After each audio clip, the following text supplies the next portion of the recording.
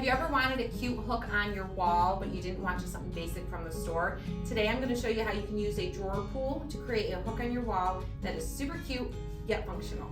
The first thing you're going to want to do is remove the threaded rod that is in your drawer pull. Sometimes you can untwist it with your hands. If not, you can use a pair of pliers to help you get it loose, but it should come out. So you're just left with the drawer pull. Next, you're going to want to get a dowel screw for furniture. You can get these at the hardware store. It is helpful if you take your drawer pull to the store with you, just to make sure that the threading size is the correct size. This end is going to probably be too long. You don't need it to be that long to go into your knob.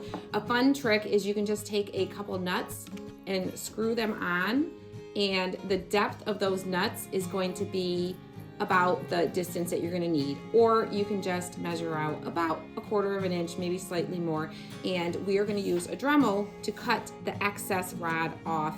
You don't want to hold it in your fingers because it's going to be hard to hold, and this is going to get hot when you start cutting it. So just a pair of pliers, hold it nice and tight. We are using a cutting wheel, and we're just going to cut straight through. You definitely want to wear your safety glasses. You are going to see sparks. It's not going to hurt me. You can wear gloves if you want to, if you're uncomfortable with the sparks. So next, we're going to take these nuts off. When you unscrew them, it's going to help kind of fix any little messed up ends of your rod. You may need to use a second set of pliers just to give you a little bit of extra gripping to get them started. And then you can twist it off the rest of the way. So now that you've got your shortened rod, you can screw it into your knob.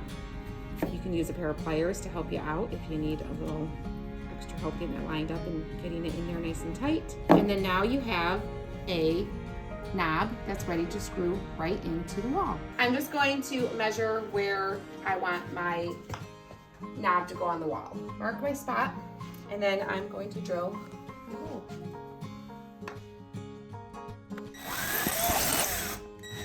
And then we're just going to screw our screw into our pre-drilled hole. All right, so now I'm just gonna repeat the process.